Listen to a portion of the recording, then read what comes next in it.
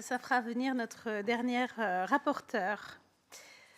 Madame la Présidente, Micheline Jacques, chers collègues, je me réjouis de cette réunion conjointe entre la délégation aux droits des femmes et la délégation sénatoriale aux Outre-mer, qui s'inscrit dans le cadre des travaux que notre délégation mène actuellement sur les femmes dans la rue.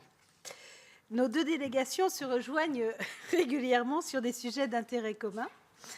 Pour mémoire, nous avons publié l'année dernière un rapport commun sur la parentalité dans les Outre-mer. Nous avions déjà travaillé ensemble en 2020 sur les violences faites aux femmes dans les Outre-mer. S'agissant de la situation des femmes en errance, nous comptons aujourd'hui au niveau national 330 000 personnes sans domicile, dont 40% de femmes, bien souvent avec des enfants. Parmi ces personnes sans domicile, 30 000 personnes, dont environ 3 000 femmes et 3 000 enfants, sont dites sans abri, c'est-à-dire passent la nuit dans la rue, des voitures ou des abris de fortune. Si cette triste réalité est particulièrement prégnante en Île-de-France, elle est malheureusement présente dans de nombreux territoires, y compris dans les Outre-mer. Comme toujours au Sénat, nous attachons une grande importance à la dimension territoriale de nos travaux et nous efforçons en particulier de mettre en lumière les situations souvent spécifiques des Outre-mer, spécificités géographiques, économiques, sociologiques ou culturelles. Cette exigence nous a naturellement été rappelée par notre collègue rapporteure Marie-Laure Phinera-Hort, sénatrice de Guyane, que je salue. Je suis entourée des autres rapporteurs, pour l'instant 2 d'entre elles, Agnès Evren et Olivia Richard. Je précise que cette audition fait l'objet d'une captation audiovisuelle en vue de sa retransmission en direct sur le site et les réseaux sociaux du Sénat. Le sujet dont nous traitons aujourd'hui se trouve au croisement de plusieurs problématiques. Augmentation et féminisation de la précarité, manque de solutions d'hébergement et de logement, lutte contre les violences sexuelles et sexistes, accès aux soins ou encore insertion professionnelle ou sociale. Afin de nous apporter un éclairage sur ces questions, nous entendons ce matin des représentantes de 3 territoires. Pour la Guyane, Isabelle Iderkrivski, anthropologue et directrice régionale aux droits des femmes et à l'égalité, que nous avions déjà entendue en audition dans le cadre de nos travaux communs sur la parentalité dans les Outre-mer. Pour la Guadeloupe, Lucette Fayot, directrice régionale aux droits des femmes et à l'égalité, que nos collègues, en particulier Micheline Jacques, chère présidente, et Annick Billon, ici présente, chère présidente, ont rencontré l'année dernière lors d'un déplacement aux Antilles dans le cadre du rapport sur la parentalité. Kessie Chenilco, responsable du SIAO 115, et Malika Fiscal, responsable des équipes du SAMU Social, service géré par la Croix-Rouge. Et pour la Martinique, Sophie Chauveau, sous-préfète à la cohésion sociale et à l'emploi, et Vanessa Cataillé, son adjointe, et Muriel Sidalise-Montez, directrice régionale aux droits des femmes de Martinique. Bienvenue à vous et merci de participer à cette table ronde sur ce sujet crucial. Vous nous dresserez un tableau de la situation dans vos territoires respectifs. À combien évaluez-vous le nombre de femmes sans domicile et sans abri? Quels sont les profils de ces femmes et les raisons qui expliquent leur absence de logement? Vous nous exposerez également les moyens déployés par l'État pour fournir des mises à l'abri via des places d'hébergement d'urgence, mais aussi des solutions de logement, en nous précisant quelle attention particulière est portée aux femmes. Combien de places d'hébergement sont disponibles dans vos territoires et en particulier combien de places non mixtes? Par ailleurs, quel rôle joue le SIAO dans la coordination et le pilotage de l'ensemble des acteurs de l'hébergement et du logement, État, collectivités et associations, et quelles difficultés rencontre-t-il? Enfin, vous nous ferez part de vos préconisations au-delà des constats. L'objectif de notre rapport est également de s'efforcer de trouver des solutions pour toutes ces femmes et ces familles. Avant d'entendre nos intervenantes, je laisse la parole à notre collègue, présidente de la délégation sénatoriale aux Outre-mer, Micheline Jacques. Merci, Présidente.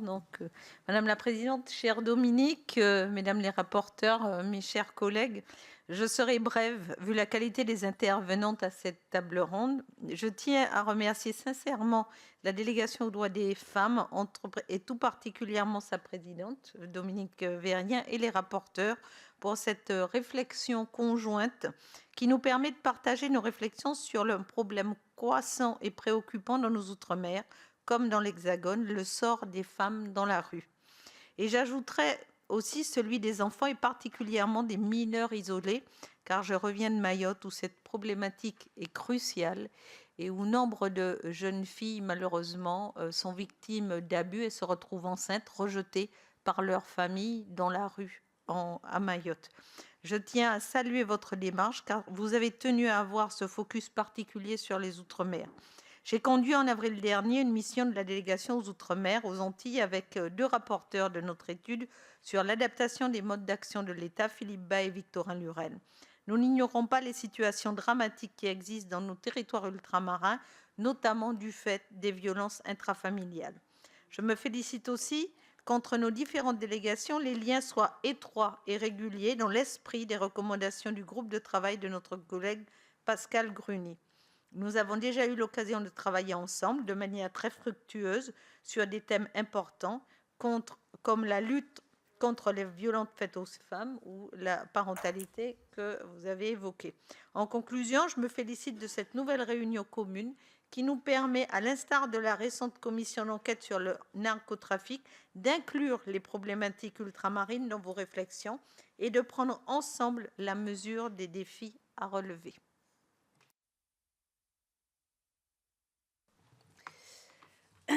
Merci beaucoup, chère présidente, pour ces quelques mots d'introduction. Et je me tourne désormais vers nos écrans, puisque c'est en visio, vers Isabelle Iderkrivski, qui intervient depuis la Guyane. Bonjour. C'est bon, vous m'entendez Bonjour, bien? nous vous entendons très bien. Mesdames et messieurs, en vos grades, fonctions et qualités, je vous remercie pour cette invitation. Je commencerai tout de suite par une petite introduction pour rappeler qu'en Guyane, 53% de la population vit sous le seuil de pauvreté avec moins de 1 000 € par mois. En comparaison, le taux national est de 14%. La moitié des Guyanais sont en situation de privation matérielle et sociale et 29% sont en situation de très grande pauvreté avec moins de 470 € par mois. Sur une liste de 13, ils subissent au moins 5 privations dans leur vie quotidienne. Ces restrictions concernent le logement, l'habillement, l'alimentation, les loisirs et d'autres besoins tels que l'accès à Internet, à un domicile ou à un moyen de locomotion. Ils cumulent à la fois une forme sévère de pauvreté monétaire et au moins 7 privations matérielles et sociales. Le cumul de ces formes de précarité témoigne de difficultés plus intenses dans la vie quotidienne. Par exemple, le Haut Conseil de la santé publique nous rappelle que la consommation d'alcool est particulièrement préoccupante dans le cas de grossesse adolescente. 34% ont consommé de l'alcool durant leur grossesse et le risque de prématurité est de 13%. De plus, le territoire est particulièrement touché par la consommation de crack. Si elle reste circonscrite à une population très marginalisée, cette consommation est présente et visible, parfois même en pleine rue, en particulier dans les agglomérations de Cayenne et de Saint-Laurent-du-Maroni. Toujours selon le Haut Conseil à la santé publique, la consommation de crack touche particulièrement les milieux de la prostitution et de l'orpaillage, les personnes en errance, les chômeurs, mais aussi les habitants de la zone géographique du Haut-Maroni.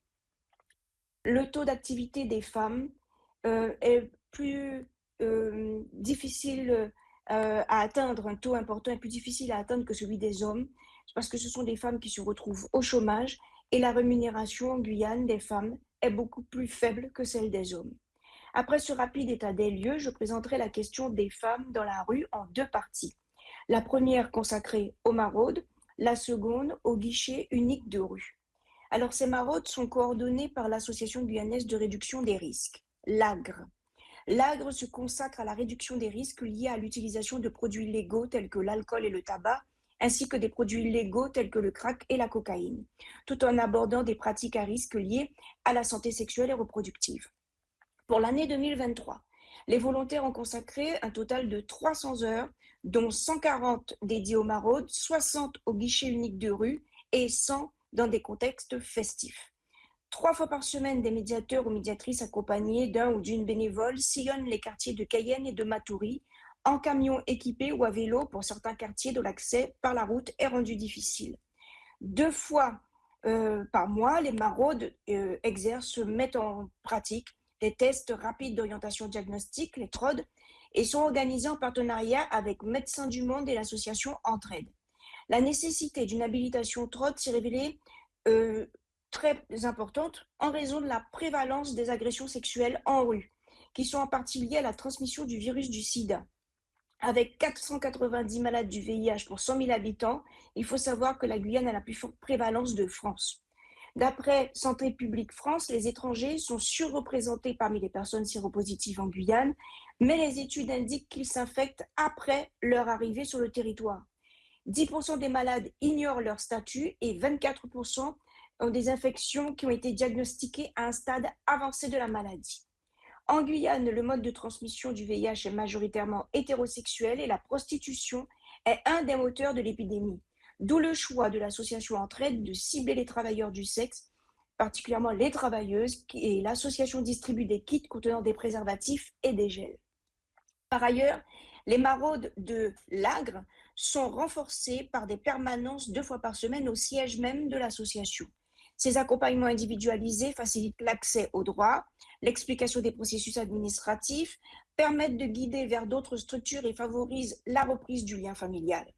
Les acteurs de terrain privilégient souvent une approche axée sur les soins, alors que cela ne correspond pas nécessairement aux attentes des usagers qui demandent avant tout un abri comme point de départ pour leur projet de vie et voient le sevrage comme une seconde étape. Les demandes d'hébergement de la part des femmes accompagnées sont nombreuses, faisant état d'une souffrance accrue, de fatigue liée à la vie en rue et des violences.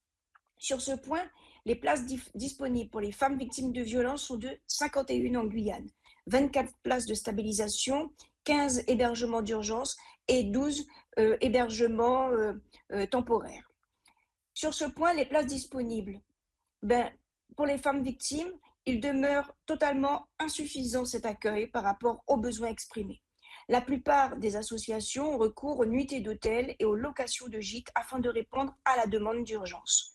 Nous constatons de nombreux obstacles qui impactent la vie quotidienne des femmes, que ce soit l'accès à l'eau, aux douches, au dépôt de plainte, à la domiciliation, à l'hébergement, à une consigne pour mettre à l'abri leurs effets personnels et afin d'éviter les violences et les vols. Ces difficultés d'accès accentuent la marginalisation et la stigmatisation des femmes qui vivent dans la rue. Dans une étude, le SAMU social met en évidence que les femmes rencontrées sont généralement plus jeunes que les hommes. La majorité des femmes ont entre 26 et 40 ans et aucune femme rencontrée n'a plus de 60 ans et très peu sont mineures. Elles sont souvent dans des situations plus complexes que celles des hommes. Elles sont aussi plus isolées des structures et il est également plus difficile de les approcher car elles sont fuyantes. Le deuxième dispositif que je vais présenter est le guichet unique de rue appelé GUR.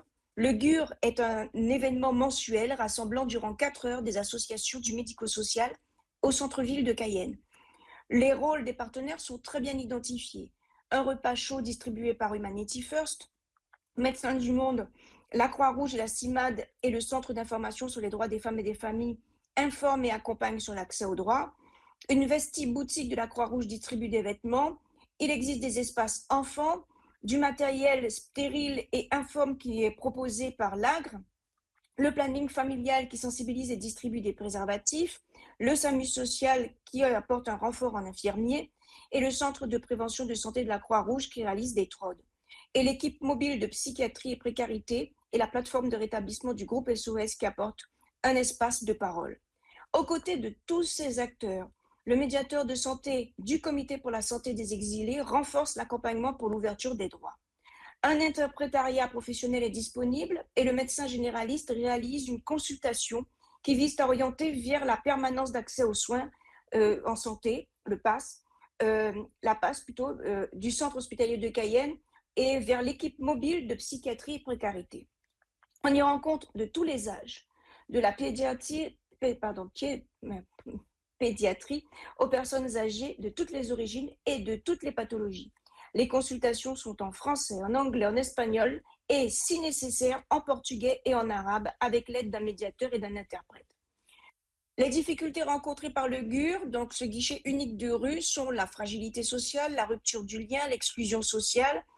Et grâce à ce cofinancement de la préfecture, de l'ARS et de la collectivité d'agglomération du centre littoral, eh bien, un travail en réseau, une quinzaine d'associations œuvrent dans ce champ de la précarité et une équipe constituée d'une 50aine de personnes permet au GUR d'ouvrir ses portes le 3e jeudi du mois au marché de Cayenne de 9h à 13h.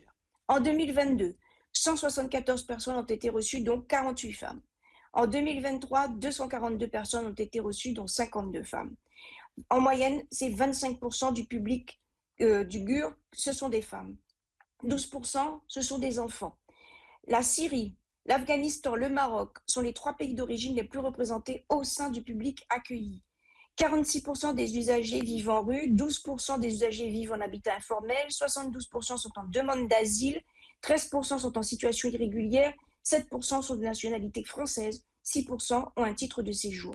Et 75% des bénéficiaires ont déclaré ne pas savoir ce qu'est une protection de santé. Et 75% ont déclaré ne pas avoir de ressources financières. Pour finir, je mentionnerai le programme régional relatif à l'accès à la prévention et aux soins des personnes les plus démunies, le PRAPS, qui met en synergie les établissements de santé, santé publique et privée, et qui sont des points d'entrée clés pour les publics précaires, notamment lorsqu'ils sont dotés d'une permanence d'accès aux soins, la PAS, ce qui est le cas pour les 3 hôpitaux publics. Les 14 centres délocalisés de prévention et de soins et les 3 hôpitaux de proximité gérés par le centre hospitalier de Cayenne jouent un rôle essentiel pour l'accès aux soins des personnes précaires vivant en site isolé. Dans le domaine de la santé mentale, on peut également souligner la place des 6 centres médico-psychologiques ainsi que des 3 centres d'aide thérapeutique à temps partiel. Les équipes mobiles à Saint-Georges-de-l'Oyapock, sur le Maroni, les 4 équipes mobiles sur le champ de la santé mentale et plusieurs dispositifs mobiles dans le champ du handicap et du grand âge permettent de renforcer l'aller vers, tout comme l'ensemble des médiateurs du territoire qui aident les usagers à mieux comprendre et à se repérer dans les parcours de soins souvent très complexes. Le secteur associatif est très actif en Guyane sur les sujets de santé et de précarité. C'est un opérateur clé pour les soins et pour la prévention des domaines variés comme la vie affective et sexuelle, les addictions, la périnatalité, le suivi des victimes de violences en rue. Les centres communaux d'action sociale regroupent de nombreuses compétences au bénéfice des publics précaires. Je conclurai par quelques recommandations. La mise à disposition de logements et dispositifs adaptés aux femmes, de manière à éviter les logements mixtes, les difficultés d'accès à l'hébergement pour les usagères de drogue et d'espaces de consommation plus sécurisés, l'installation de bagageries et de consignes afin d'éviter les violences en rue et la multiplication d'accueils de jour réservés aux femmes. Je vous remercie pour votre attention.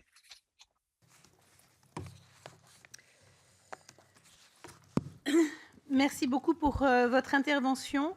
Je laisse maintenant la parole à Kessie Chenilco et Malika Fiscal de la Croix-Rouge qui gèrent le SIAO 115 et le SAMU social en Guadeloupe.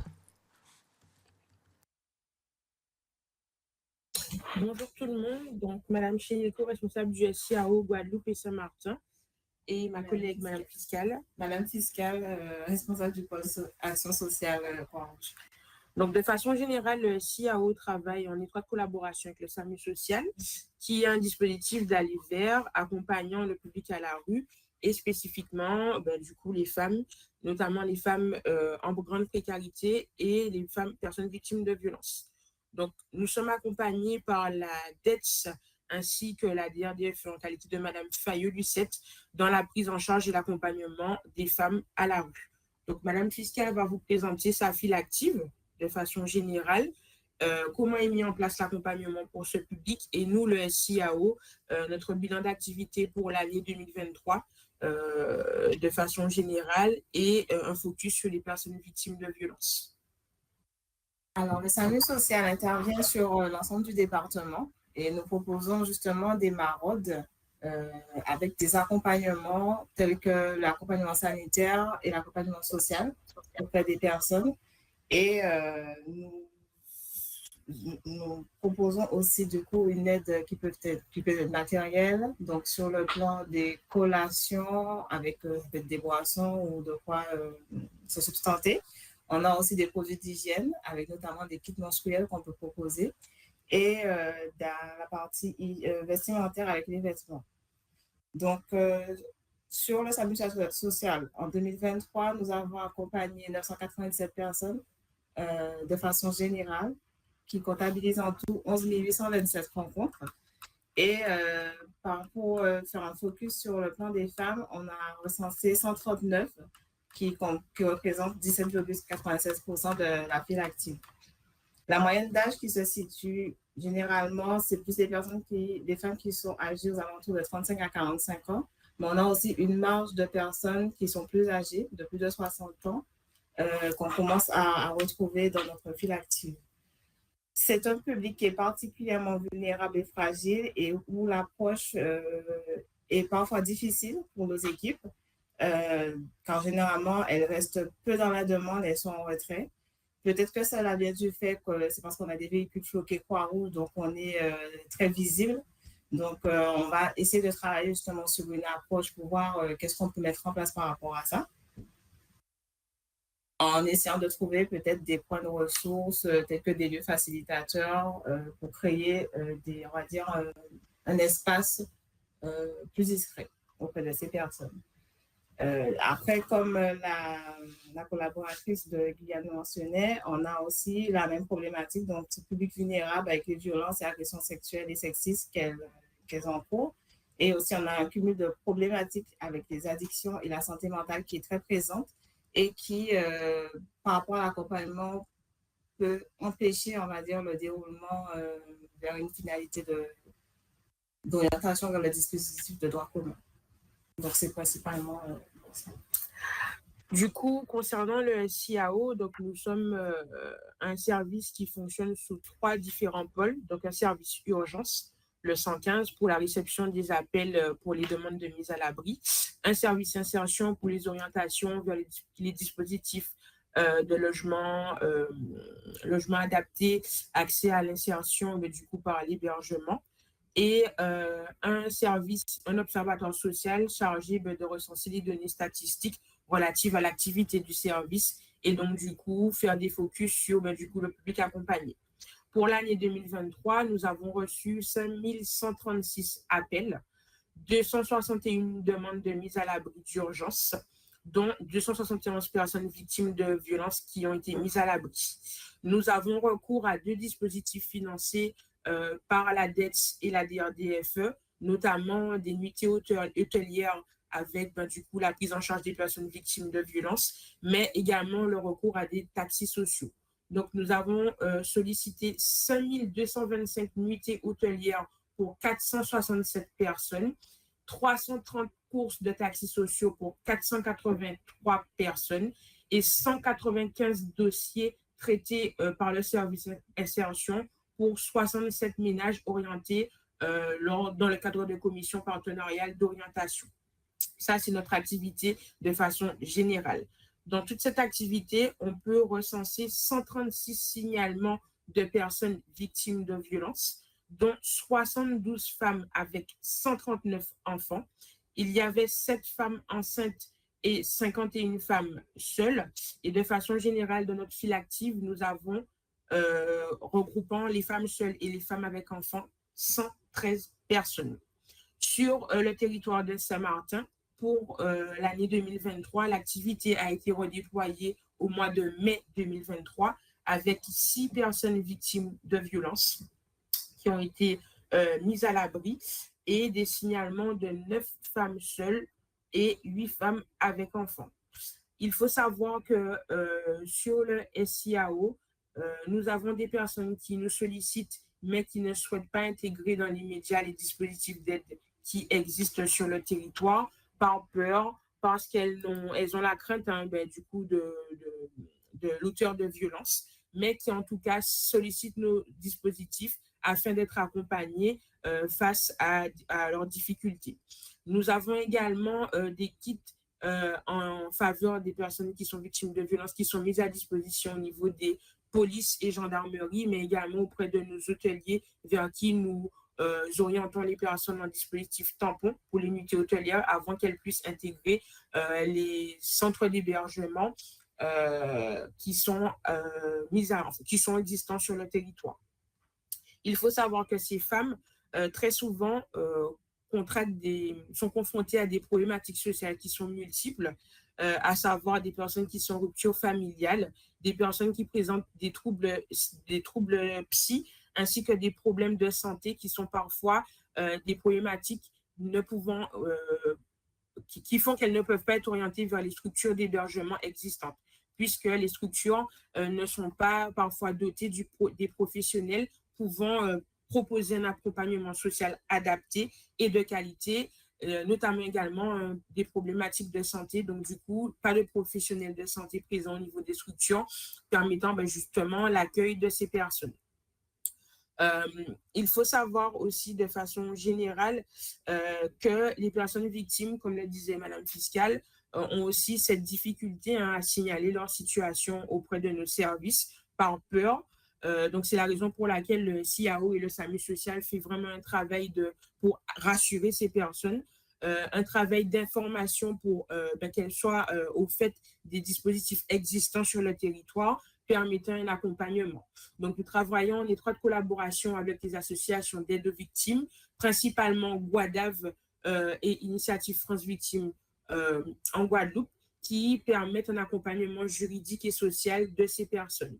Nous travaillons également pour la mise en place de conventions entre le SIAO et la Croix-Rouge de façon générale, parce que nous avons une multitude de dispositifs qui accompagnent le public et nous avons pour objectif de désigner des référents par structure, notamment auprès de la CAF, qui accompagne les femmes, les familles de façon générale, mais de façon plus précise les femmes.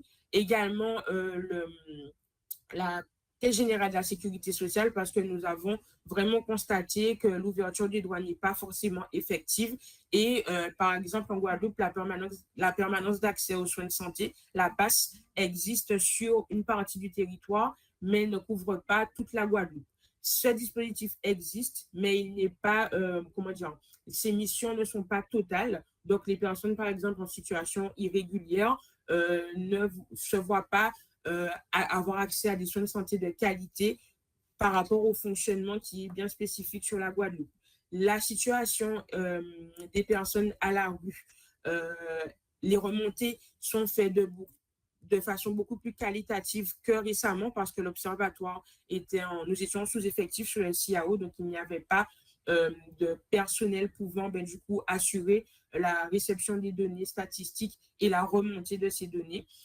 Nous avons recruté une chargée de mission depuis le mois de février 2024 qui a pu en tout cas produire un rapport d'activité pour l'année 2023 et remonter des données beaucoup plus qualitatives pour cette année 2024, puisque nous avons sollicité les partenaires et nous avons reçu l'accompagnement de la DETS et de la DRDFE qui a pu du coup faire remonter les besoins du territoire, les besoins des partenaires, les difficultés.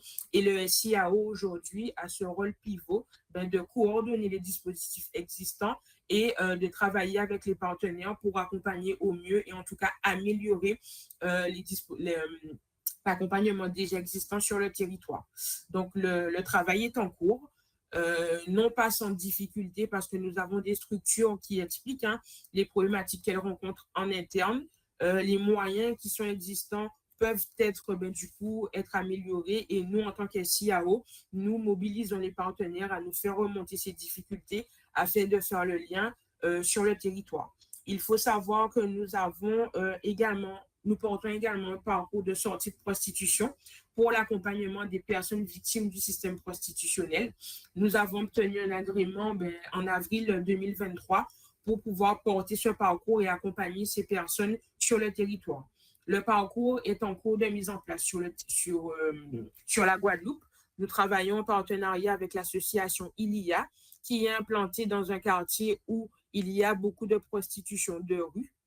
Nous avons également fait un travail de sensibilisation et d'information auprès des partenaires et des élus afin de savoir qu'est-ce que la prostitution, en quoi ces personnes sont considérées comme des victimes, comme le dit la loi de façon générale, et une équipe est mobilisée afin d'apporter un accompagnement social et sanitaire pour accompagner les personnes victimes du système prostitutionnel.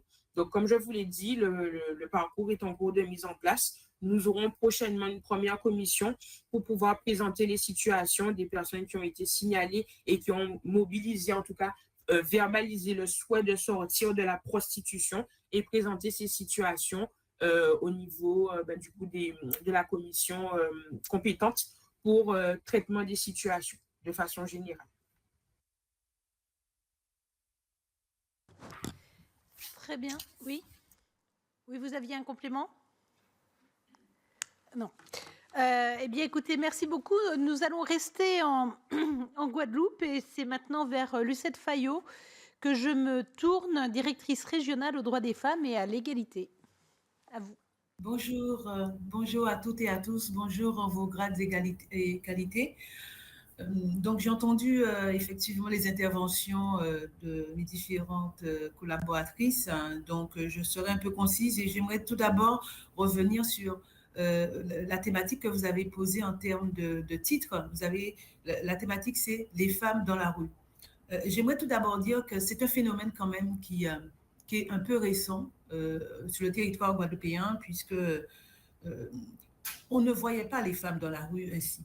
Je pense que ce phénomène est tout à fait nouveau, récent, et en même temps constitue une sorte de rupture sociale, je dirais même sociétale et culturelle, puisque certes, on pouvait voir des hommes, quand on parlait de sans domicile fixe, on voyait des hommes dans la rue, mais les femmes, je pense qu'à un moment donné, pour les uns, les autres, dans la conscience collective, ça a été quand même, si ce n'est un choc, mais une forme de prise de conscientisation un peu brutale, et une prise de conscientisation brutale qui est venue se renforcer avec, bien sûr, cette crise sanitaire que nous avons eu effectivement à traverser tous et à subir. Et j'estime que ce virage qui a été pris révèle aussi l'état de la société guadeloupéenne, à savoir que les codes qui existaient, pouvoir effectivement être dans la solidarité sociale, subvenir aux besoins des démunis et notamment des femmes, la représentativité de la femme, il y a quelque chose qui s'est un petit peu écorné. Voilà, je tenais quand même à faire ce point-là qui, pour moi, j'estime qu'il est tout à fait important parce que cette situation ne date pas de plusieurs années. C'est un phénomène tout récent et qui est déplorable. En ce qui concerne la Guadeloupe et les collègues effectivement de la Guadeloupe l'ont dit, notamment ma collègue de Guyane l'a rappelé, il y a déjà une stratégie, et je pense même au niveau de l'État, qui existe en ce qui concerne l'errance dans la rue, et comme je le disais tout à l'heure, qui va se renforcer par rapport aux différentes problématiques qui concernent les femmes, et avec aussi leur position nouvelle qui constitue quelque chose d'assez négatif, que ce soit en termes de visibilité aussi pour les jeunes, parce que moi, je trouve que c'est important d'en parler, c'est-à-dire cette image qui est renvoyée aussi à nos jeunes garçons et jeunes filles, et aussi aux moins jeunes, sur ce glissement qui doit effectivement réveiller les consciences. En ce qui concerne les dispositifs de l'État, cela a été dit par Madame Chénico, il faut savoir que quand même à la manette se trouvent différents services de l'État, et notamment en termes de stratégie, notamment a été cité la DETS, mais également le sous-préfet à la cohésion sociale qui est chargé de la stratégie de la pauvreté. Et je pourrais ainsi vous citer quelques chiffres, quelques commentaires en ce qui concerne la DETS, qui concerne les personnes à la rue, qui sont singulièrement des femmes, avec un déploiement de 45 places d'hébergement d'urgence pour les femmes victimes de violences, ainsi que 125 places d'hébergement classiques. Les dernières données de veille sociale dénombrent une cohorte de personnes très marginalisées, comme si après, à savoir en zone basse-terre, mais aussi avec 96 personnes, dont 20 femmes, et 15 personnes sur 96 sont en situation irrégulière en zone pointoise. 211 personnes, dont 33 femmes également. 60 personnes sur ces 211 sont en situation irrégulière. Leur moyenne d'âge est d'environ 45 ans. Ce qui est quand même assez, me semble-t-il, assez significatif. C'est-à-dire qu'on est à un moment de sa vie où on a en plus déjà probablement procréé, on a des enfants, on se retrouve démunis. Peut-être aussi il y a une question d'employabilité qui n'est pas à négliger dans ce constat. Ces personnes sont confrontées la plupart du temps à des problématiques de santé, qu'il ne faut pas négliger, à savoir les maladies chroniques qui sont non stabilisées, telles que le diabète, dont vous savez que sur notre département et notre région, qui est quand même une problématique assez importante, essentiellement des troubles psycho et des polyaddictions, et notamment associés au cannabis, donc des addictions dont vous connaissez effectivement les effets négatifs, cannabis et le crack également. D'autres données sont issues aussi de la veille sociale qu'il faut citer, à savoir Saint-Martin, parce que nous sommes une région, à savoir la Guadeloupe plus Saint-Martin. Et pour Saint-Martin, les éléments connus sont encore en cours de stabilisation en ce qui concerne la dette.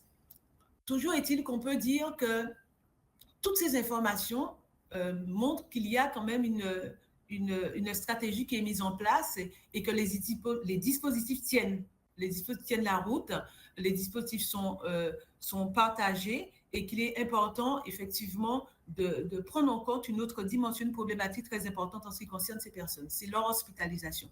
L'hospitalisation est une problématique assez prégnante et notamment à Saint-Martin où il y a une grosse difficulté que les hébergements ne sont pas disponibles et notamment quand il y a cette période très importante saisonnière touristique.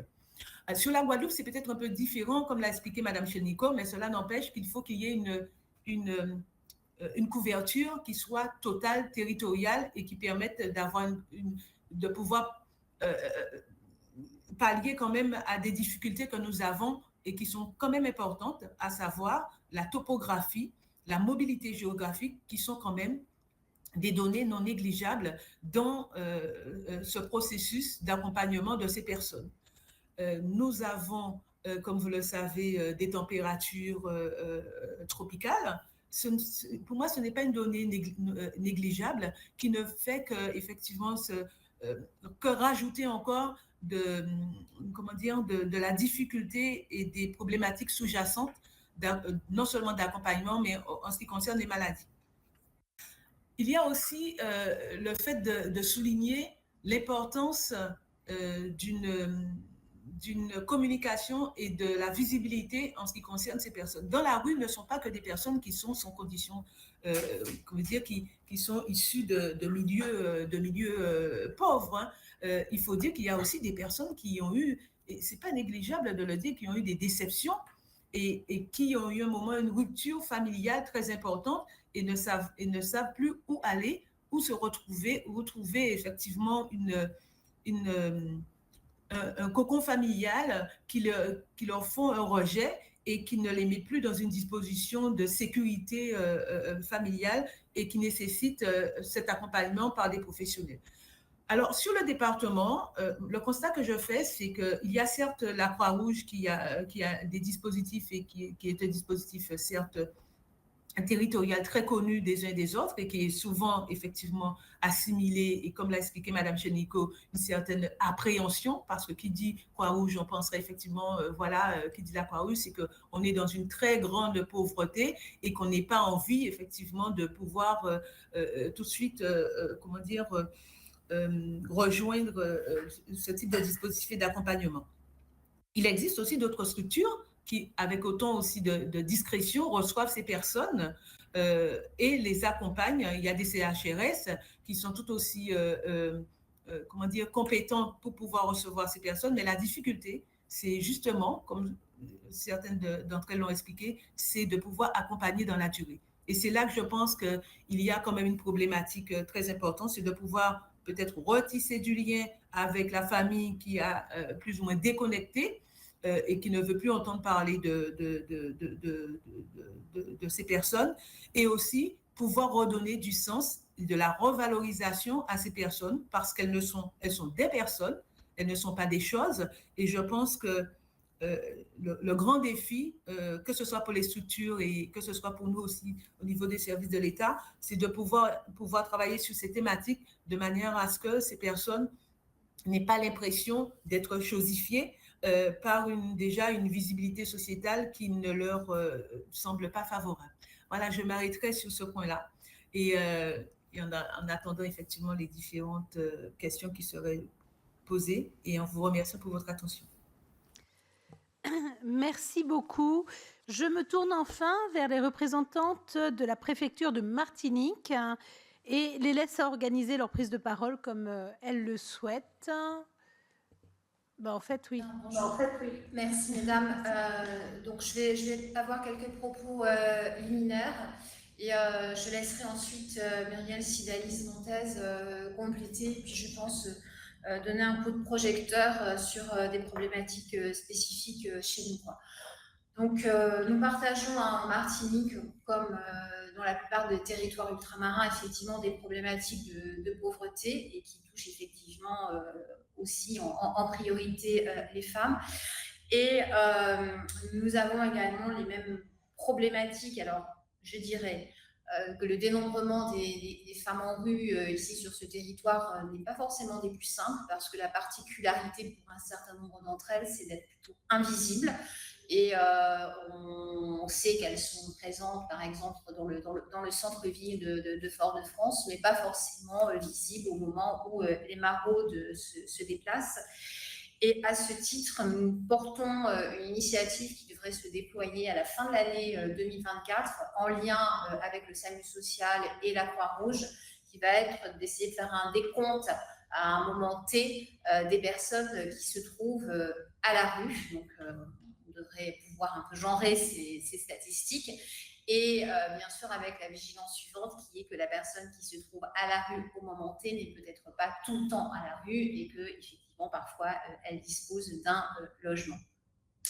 La prise en charge de ces populations, comme l'ont expliqué les intervenantes des autres territoires, elle est largement effectivement réalisée par la Croix-Rouge et le SAMU social.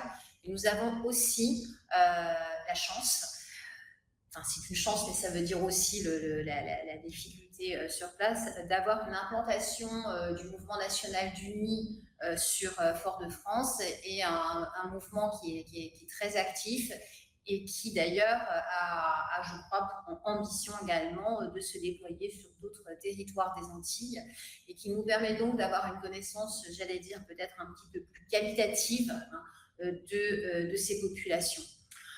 Notre regard est également un peu biaisé peut-être par le fait que beaucoup de ces femmes en rue sont aussi des personnes qui arrivent pour la première fois sur ce territoire. Et parler des femmes en rue, c'est aussi évoquer la situation des migrantes et leur difficulté à accéder à une situation, j'allais dire, un peu plus confortable sur nos territoires en termes d'accès aux droits.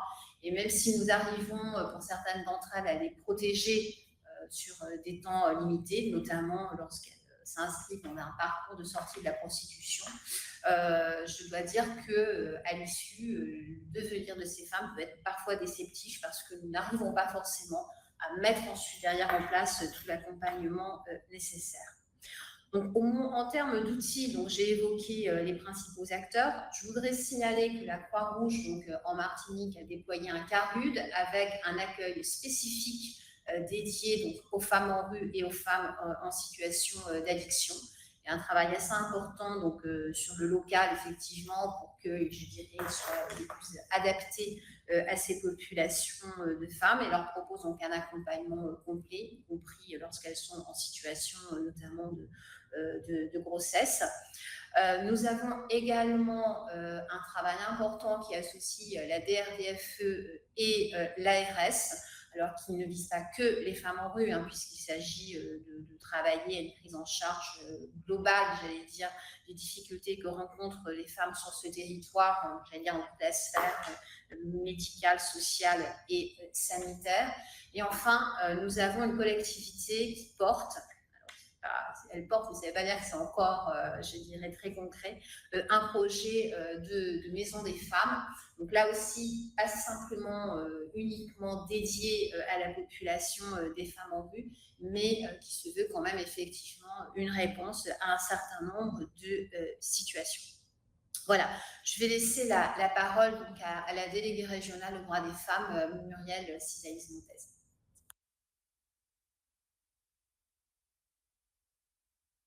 Bonjour à toutes, à tous. Merci pour cette table ronde.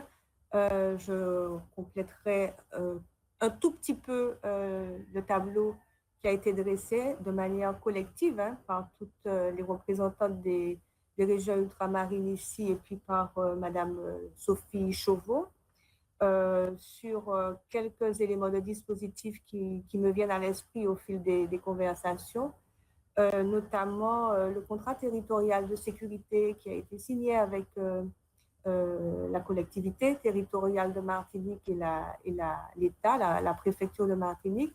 Ça peut paraître étrange, mais dans le contrat territorial de sécurité, tous les champs de l'insécurité les plus larges sont balayés, y compris celui du problème de l'attractivité et des violences sexistes et sexuelles envers les femmes. Et dans ce domaine-là, se décline dans les contrats locaux de sécurité dans certaines communes, dans certaines villes de la Martinique, des actions en direction des femmes les plus précaires, des femmes qui sont exposées à des violences et indirectement à ces femmes que l'on retrouve ou qu'on retrouverait exposées à des situations de rue, même provisoires.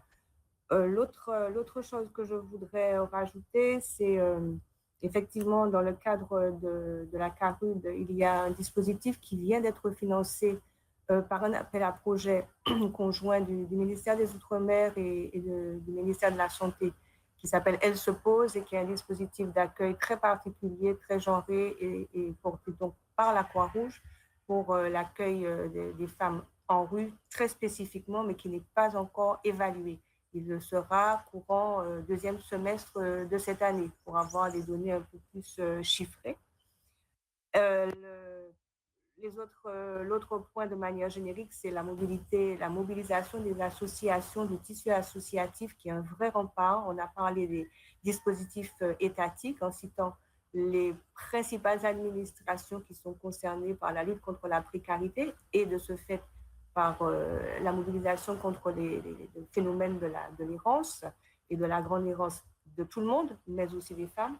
Mais le tissu associatif est très mobilisé. On a cité effectivement beaucoup la Croix-Rouge, qui est un partenaire incontournable.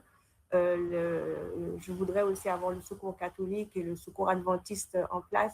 Vous n'êtes pas sans savoir l'impact des prêches, des cultes et des religions dans nos territoires. Et ce sont des acteurs de terrain qui agissent, dont on ne connaît peut-être pas assez et dont on n'arrive pas encore assez à évaluer les actions, mais qui sont en première ligne vis-à-vis des populations des rues et donc logiquement des femmes dans la rue. Je reviens aux propos introductifs et des questions précises qui ont été posées pour lesquelles des réponses sont attendues et pour lesquelles des réponses ne seront pas aujourd'hui, en tout cas à mon niveau, portées de manière précise. Combien de femmes en rue? Je ne sais pas. Combien de femmes en rue? Je ne sais pas. L'approche que je peux avoir est très empirique.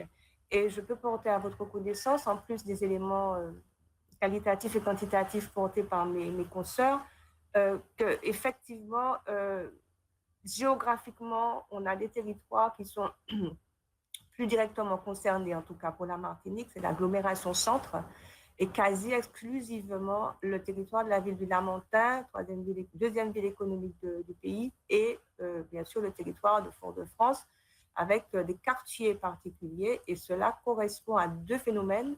Pour le Lamentin, au phénomène de la drogue, la consommation et de l'addiction au crack singulièrement, et pour Fort-de-France, au quartier où se déroule la prostitution de rue. L'autre chose, je rejoins tout à fait Lucette Fayot quand elle dit que c'est nouveau. Traditionnellement, les femmes ne sont pas dans la rue, dans nos territoires. Les femmes, pardonnez-moi de l'expression, qui vivent normalement ne sont pas dans la rue, ou en tout cas n'y sont pas à certains endroits ou à certaines heures. Elles passent, elles transitent, elles vont faire des choses, mais elles ne restent pas dans la rue. Donc le phénomène des femmes de rue est forcément lié au tableau qui a été présenté de l'augmentation de la précarité, de l'augmentation des ruptures, de liens sociaux, de liens culturels aussi. Lucette a osé, et je pense que c'est important de le souligner. Et l'augmentation, elle se voit, ne serait-ce qu'autour de la préfecture. Nous sommes au centre-ville et nous avons des femmes, j'en ai décompté 6. C'est beaucoup sur le territoire, enfin, le périmètre que je parcours à pied pour me déplacer. 6 femmes dans la rue, c'est nouveau, c'est beaucoup, et elles ont toutes les comportements et les pathologies que vous avez décrites qui sont liées à des ruptures psychologiques et des problèmes sanitaires. Celles que je vois sont seules. Alors, pardonnez-moi pour cette approche très empirique, mais enfin, je partage ce que je connais et surtout l'alerte sur le fait que ce phénomène est relativement nouveau. Donc, Madame Chaud, vous le disiez, on passe un petit peu sous les radars. On a difficilement des données genrées sur la précarité et la grande précarité. Je pense que c'est un élément important. Il faut qu'on arrive à genrer toutes nos politiques publiques, du social, du care, de l'intervention publique pour avoir une approche un peu plus rationnelle de ce problème que l'on pressent et qu'on réglera mieux si on le mesure mieux.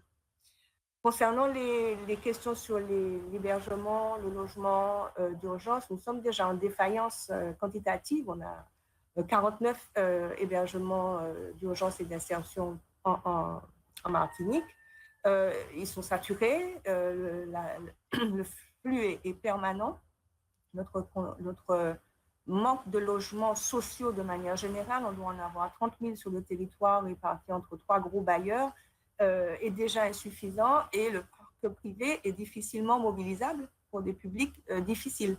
Du coup, la problématique de l'hébergement d'urgence est la principale que je retiens, moi, parce que je rejoins tout à fait Isabelle lorsqu'elle relate la demande prioritaire de ces populations très exposées à avoir un toit avant d'être prises en charge sur les autres aspects sanitaires, aspects sociaux, aspects intégrationnels. Et puis enfin, les partenaires ont été tous cités, le SIAO, la CISE, pour ce qui est de la Martinique. Donc, je ne vais pas faire de redite, surtout que mon propos peut paraître un peu déconstruit. Mais je vais me permettre de retenir quelques suggestions qui me viennent à l'esprit grâce à cette table ronde et à ces échanges.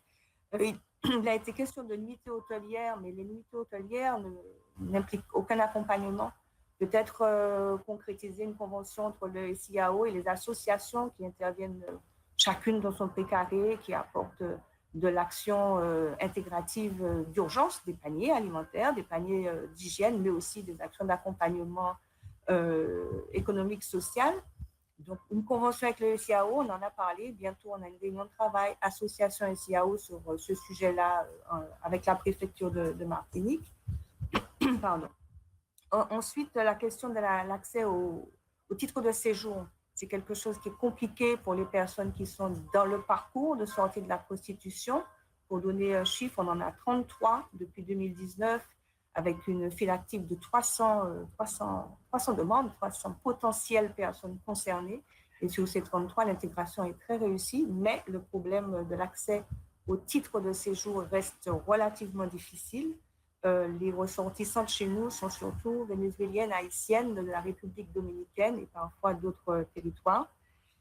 Et puis enfin, la coordination. Vraiment, la coordination des acteurs, c'est quelque chose qui me semble fondamental à partir du moment où une vision très nette, très documentée de cette situation des femmes dans la rue en Martinique, en tout cas, pour le moment, elle n'est pas assez documentée. À partir du moment où la vision sera assez documentée, une bonne coordination des acteurs me semble indispensable.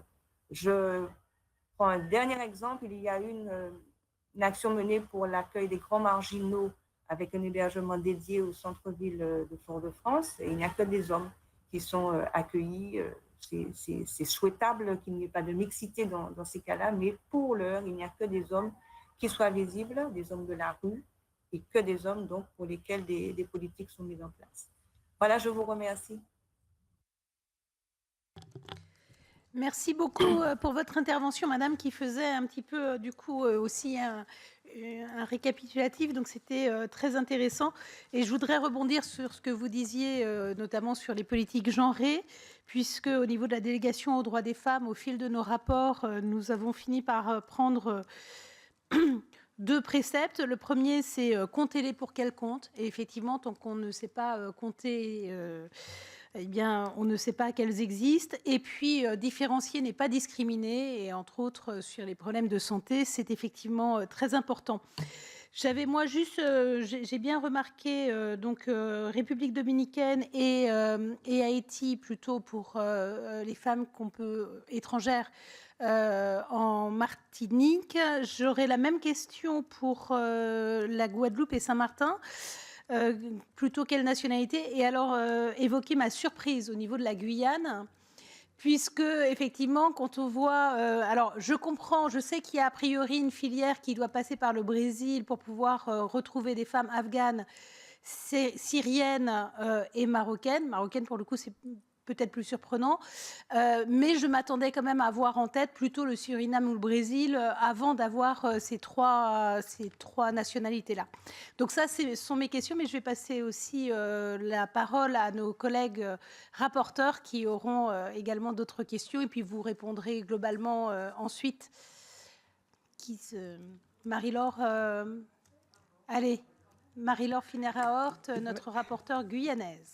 Merci, Présidente. Alors, j'avais 3 questions, mais vu ton intervention, il m'en reste 2. Bah oui, je pense que vous aussi, collègues, hein, vous deviez penser la même chose. Mais bon, la Présidente nous a devancés, c'est pas grave. C'est pour ça qu'elle est présidente. C'est pour ça que... Exact. Alors, les 2 questions, c'est à Madame la directrice de Guyane. Je voulais lui demander comment la déléguée de la femme en Guyane parvient-elle à travailler avec ces femmes demandeurs d'asile et qui se retrouvent à la rue avec leurs enfants, donc d'origine palestinienne, syrienne, marocaine, on dit sahraoui. Voilà.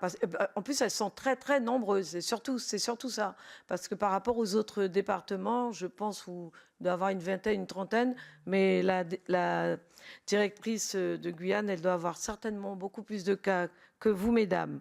Deuxième question, c'est juste dire que depuis quelques semaines, j'ai été élue présidente d'une association pour les femmes victimes de violences intrafamiliales, la sauvegarde, qu'on appelle la sauvegarde. Et justement, nous devons prendre un rendez-vous avec Madame Ider Krivski pour lui présenter nos objectifs. Donc, ça va être 10 chambres d'hébergement en plus. Nous aurons également des activités économiques, un restaurant pour femmes. Et également, nous allons avoir une ressourcerie. Puisque, Isabelle, tu sais que le plus jeté n'existe plus. Donc, il y a beaucoup de femmes et de familles surtout qui n'ont pas de vêtements. Et bon, nous, on va être là pour elles. Alors, la question que je voulais poser, c'était, à ma connaissance, la Guyane ne dispose pas de nombreuses structures similaires. Donc, je voulais expliquer la pauvreté du tissu associatif en la matière, alors que les besoins sont immenses. Voici mes 2 questions, Présidente. Merci. Madame Richard.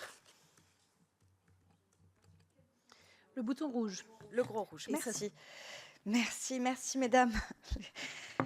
Présidente, merci pour vos questions. Cette table ronde me semble indispensable et permet de se souvenir que la France est un pays américain. Nous avons avec le Brésil notre plus grande frontière et c'est quand même utile de le rappeler parce qu'on n'en a pas toujours conscience depuis la métropole. Et donc nous ne sommes pas étrangers aux crises qui secouent les Caraïbes et les pays d'Amérique latine. Et j'en veux pour exemple la crise haïtienne qui a déplacé des centaines de milliers de personnes au fil des décennies. On sait que la situation actuelle est complètement catastrophique. Et j'ai eu vent lors de mon dernier déplacement en République dominicaine de milliers de femmes qui arrivaient en Martinique et en Guadeloupe.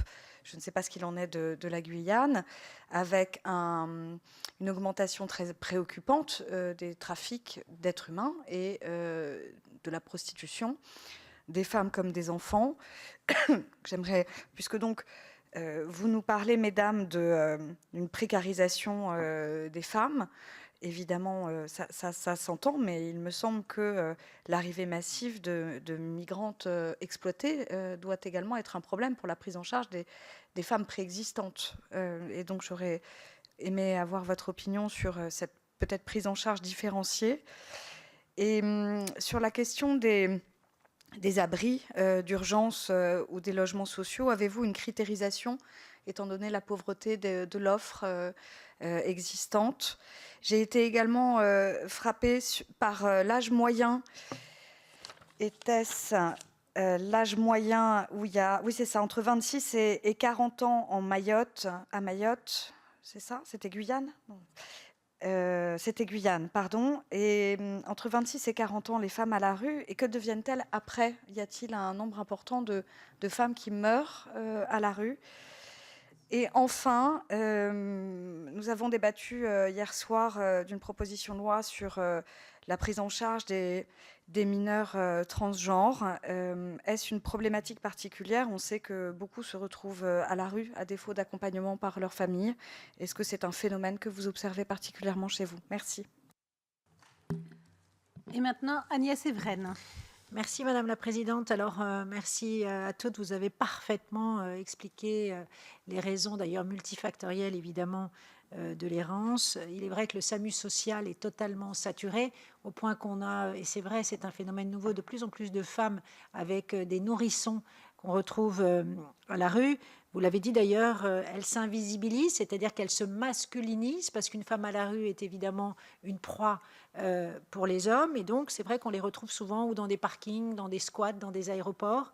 Vous avez parlé, Madame la Préfète, de l'invisibilité. Donc, je voudrais savoir comment est-ce que ça se matérialise chez vous et comment est-ce que vous gérez, en fait, l'hypersaturation du SAMU social, puisque tout est plein comme un œuf, et qu'il y a en Île-de-France des critères qui ont été mis, des critères de vulnérabilité pour l'accès à l'hébergement d'urgence. Est-ce qu'il y a chez vous des critères et comment vous les gérez? Je vous remercie beaucoup.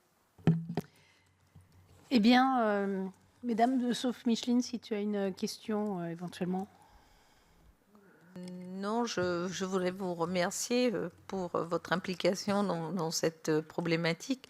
Et il est vrai que ce n'est pas l'objet de cette audition de parler du bassin océan Indien, mais il y a vraiment de grosses problématiques, et surtout au niveau de jeunes mineurs qui se retrouvent mamans, qui se retrouvent à la rue, avec une association que j'aimerais tout de même applaudir et pour son courage. C'est l'association MESO qui prend en charge, qui a mis en place une structure assez innovante. Donc peut-être que ça pourrait aussi être déployé dans les autres territoires, qui prend en charge de ces jeunes mamans. Donc elle a 20 places, toute une organisation avec des personnes qui prennent en charge aussi les bébés, donc des aides maternelles qui gardent les bébés pour qu'elles puissent poursuivre leur scolarité, donc ne pas être en décrochage, qui les accompagnent,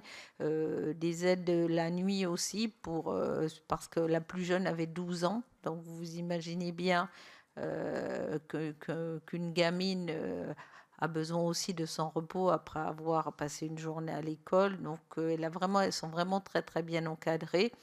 Et elles bénéficient d'aide de l'État dans un programme bien spécifique. Et elles prennent aussi en charge des jeunes adultes. Donc c'est peut-être une piste pour les autres territoires. Merci à vous. Eh bien maintenant, mesdames, je vous redonne la parole. Qui souhaite démarrer? Allez, on va commencer par la Guyane. Pour la Guyane, alors la jeunesse des femmes prises en charge, le reflet de la jeunesse de la population. Il est logique en fait que dans la file active, on retrouve des femmes plus jeunes, parce que nous sommes dans une société où plus de la moitié de la population a moins de 25 ans. La question de la nationalité des femmes a été très surprenante aussi pour les associations qui ont dû s'adapter à l'afflux de demandeurs d'asile d'Afghanistan, de Syrie, les Sahraouis. Donc, ils font appel régulièrement maintenant à des médiateurs arabophones. Pour les Sahraouis, l'anglais suffit et en fait, ils s'adaptent au fur et à mesure. Et puis même certains Syriens viennent du Venezuela, donc parlent couramment l'espagnol. Donc c'est une habitude maintenant en Guyane de jongler avec plusieurs langues. Et toutes les associations, il y en a une bonne quinzaine qui participent au guichet unique de rue, donc un dispositif qui a été expérimenté en 2022 et qui a été concluant, donc reconduit et pérennisé depuis 2023. Et ça permet à une quinzaine d'associations d'intervenir, dont Humanity First, où beaucoup de musulmans arabophones sont adhérents, donc elles viennent en médiation, en renfort. Sur la question des vêtements, je ne l'ai pas dit, mais la première année, le guichet unique a distribué plus de 1000 vêtements et la deuxième année, ce chiffre a doublé. Plus de 2000 vêtements ont été distribués. Sur la question des migrantes exploitées, alors pourquoi on ne retrouve pas aussi des Haïtiens, des Brésiliens, les voisins ou le Surinamèse, tout simplement parce qu'elles rejoignent leur famille quand elles migrent en Guyane ou repartent plus rapidement aussi dans le pays d'origine. Il y a un aller-retour pour les Brésiliennes, par exemple, qui est très très fréquent. Donc, quand elles arrivent, elles se rejoignent des parents, des amis. Il y a toujours un point d'ancrage, contrairement à ces nouveaux demandeurs d'asile que nous venons d'évoquer. Sur les migrantes exploitées, alors le parcours de sortie de la prostitution remporte un vif succès. Il est très important. Il a été ouvert en 2023 en Guyane et 12 femmes sont rentrées dans ce parcours et on voit les effets extrêmement positifs de ce dispositif. Sur la question des femmes plus âgées, pourquoi on ne les retrouve pas? Ben oui, certaines décèdent ou bien certaines repartent. En fait, elles ont la possibilité de retourner dans leur pays d'origine. Et pour terminer, la question de la prise en charge de la communauté LGBTQIA+, pour l'instant, elle est balbutiante en Guyane parce que les associations ont beaucoup de difficultés à s'organiser pour accueillir ce public. Donc, on a vu lorsque ça fonctionne, ce sont surtout des hommes qui sont demandeurs et des hommes d'origine haïtienne. Donc, c'est extrêmement difficile pour eux parce que la proposition qui leur est faite, c'est de rejoindre la communauté puisqu'ils sont haïtiens, alors qu'en fait, ils sont rejetés parce qu'ils sont homosexuels. Donc, c'est encore un sujet, on pourrait presque dire encore un sujet tabou. Donc, difficile et les femmes sont complètement invisibilisées. Hein. Là, c'est beaucoup plus difficile pour elles de déclarer et de demander de l'aide. Voilà pour les réponses que je peux apporter pour la Guyane. Je vous remercie.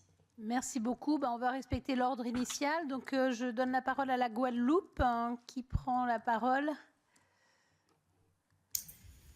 Alors moi, si je devais vous faire un retour concernant, dans un premier temps, les nationalités récurrentes du public que nous accompagnons, étant donné que la Croix-Rouge porte également un pôle asile qui regroupe une structure de premier accueil pour demandeurs d'asile ainsi qu'un hébergement d'urgence pour demandeurs d'asile avec 22 places. La nationalité la plus représentée est la communauté haïtienne dans un premier temps et dans un deuxième temps, les personnes ressortissantes de la République dominicaine. Donc, ce sont les principales nationalités que nous retrouvons.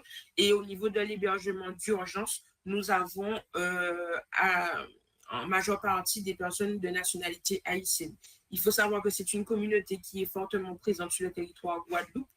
C'est une communauté qui fait preuve de solidarité. Et généralement, les personnes migrantes arrivant sur le territoire ont soit une attache ou une connaissance leur permettant d'avoir, dans un premier temps, oui, une possibilité d'être hébergé, mais la problématique ensuite, sur le long terme, se pose puisque les conditions d'accueil ne sont pas favorables et on se retrouve avec des personnes qui sont dans des lieux d'hébergement en suroccupation avec des conditions de vie très précaires, voire des habitats insalubres de façon générale. Donc, la population haïtienne n'a pas forcément de difficulté à expliquer à faire remonter les problématiques dans lesquelles elle se trouve en arrivant sur le territoire. La communauté LGBT n'est pas une communauté qui est très représentée, mais en tout cas, dans le cadre des récits de vie, elles n'ont pas cette difficulté à exprimer du coup les raisons pour lesquelles elles ont fui leur pays et voient la Guadeloupe et la France de façon générale comme un territoire permettant un accueil et un territoire acceptant justement leurs orientations. Donc, de façon générale, lors des récits de vie, elles n'hésitent pas à expliquer que ce sont les raisons pour lesquelles elles ont fui Haïti.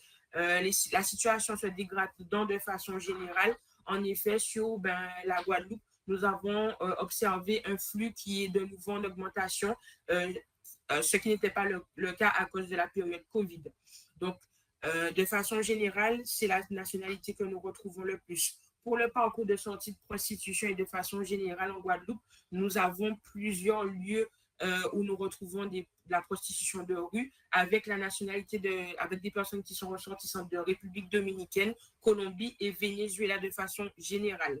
Le parcours de sortie de prostitution étant tout nouveau quand même sur le territoire, nous n'avons pas encore de données chiffrées sur la représentation des communautés hispanophones, en tout cas sur la Guadeloupe, mais de façon générale, c'est un public que nous accompagnons via nos autres dispositifs, notamment le CARUD pour les personnes qui souffrent d'addiction, donc le SAMU social également, qui fait de l'aller vers. Donc, nous allons déjà au sein des quartiers où sont présentes les personnes victimes, un accompagnement où l'orientation est déjà effective, mais en tout cas, nous avons pour objectif, dans le cadre du déploiement de ce dispositif, de proposer un accompagnement de qualité à ces personnes qui expliquent cette difficulté à avoir accès à leurs droits sur le territoire, soit en termes d'asile, soit en termes d'accès à un titre de séjour quand les conditions, du coup, sont favorables à cela. Il est vrai que la problématique d'ouverture des droits est très complexe sur le territoire.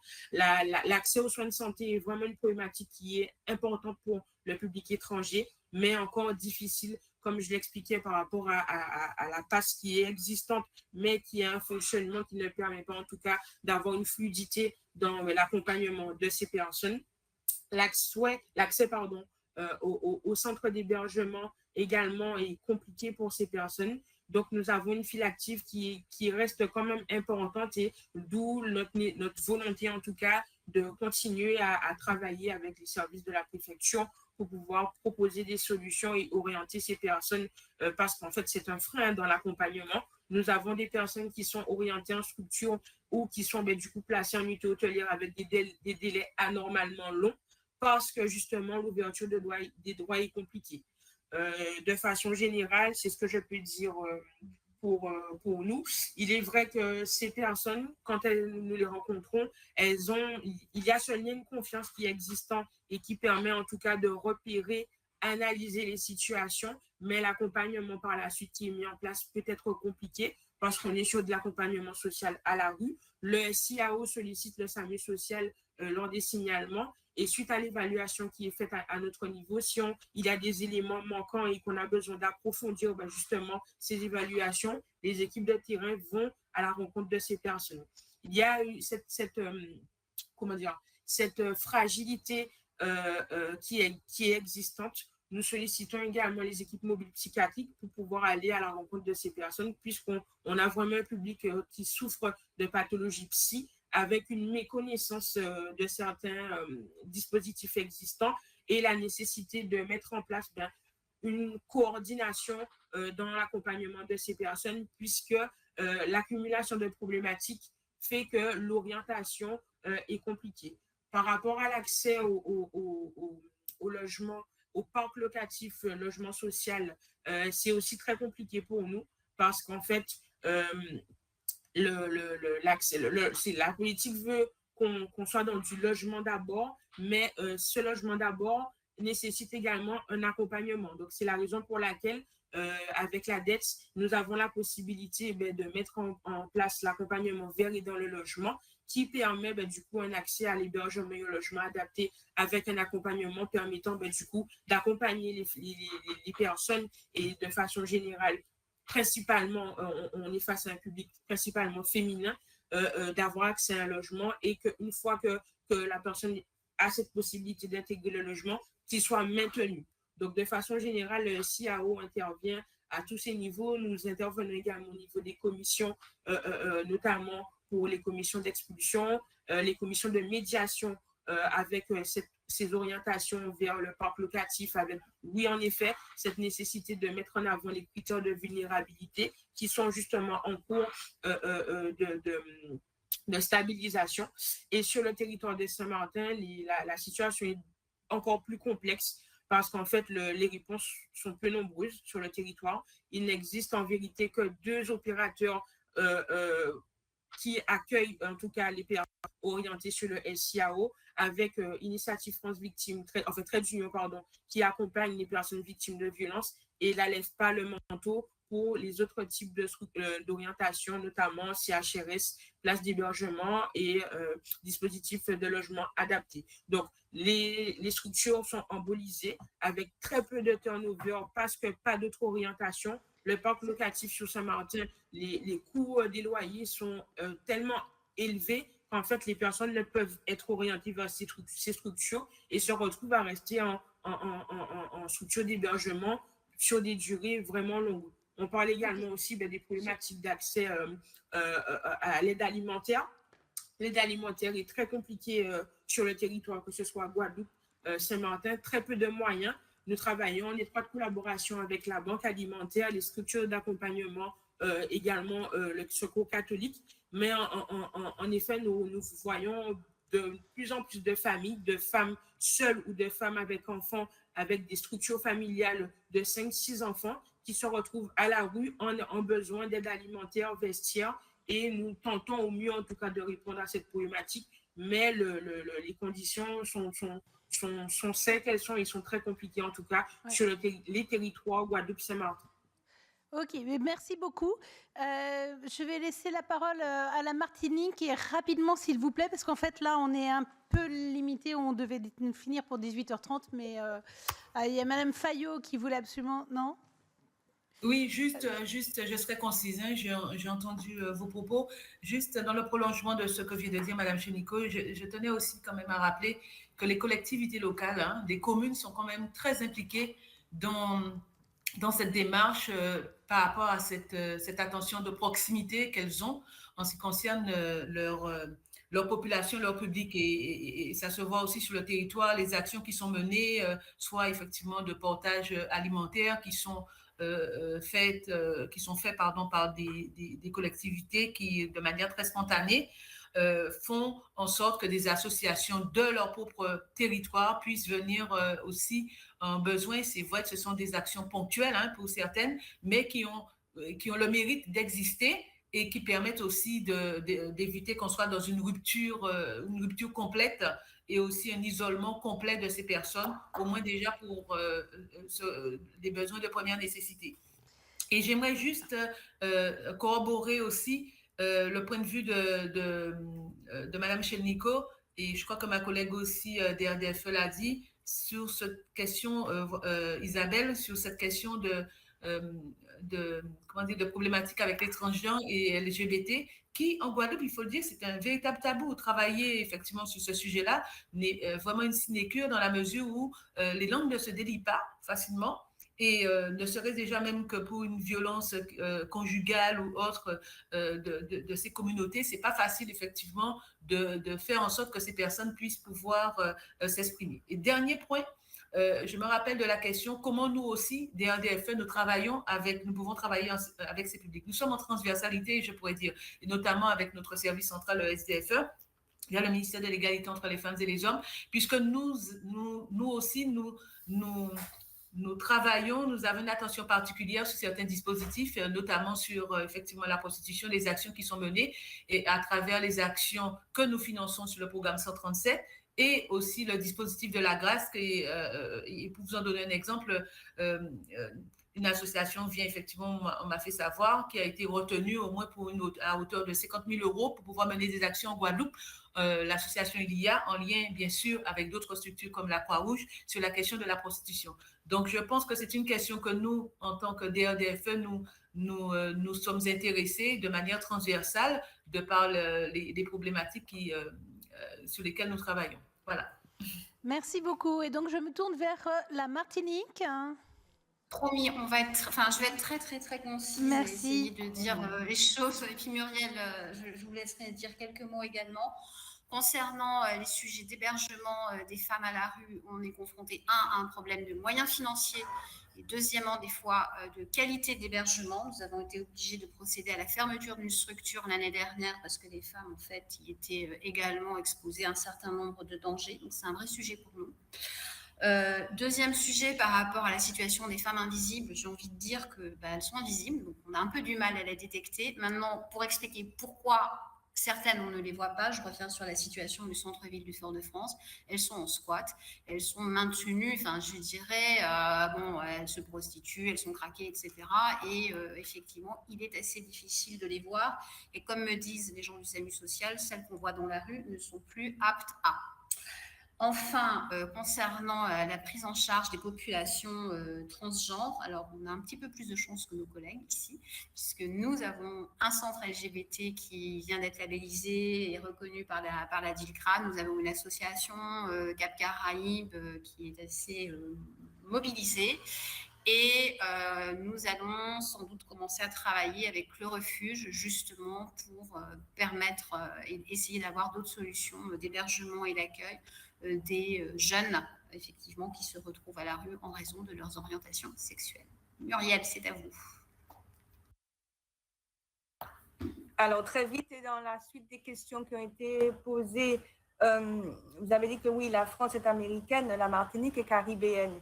Et nous n'avons pas d'éléments, en tout cas, je n'ai pas d'éléments aujourd'hui qui permettent de dire qu'il y a une arrivée massive de migrantes. Par contre, ce qui est certain, c'est qu'au fur et à mesure des évolutions des crises, qu'elles soient vénézuéliennes ou haïtiennes, effectivement, il y a une fluctuation sur la représentation proportionnelle des populations dans le cadre du parcours de sortie de la prostitution qui sont représentatives de ces territoires.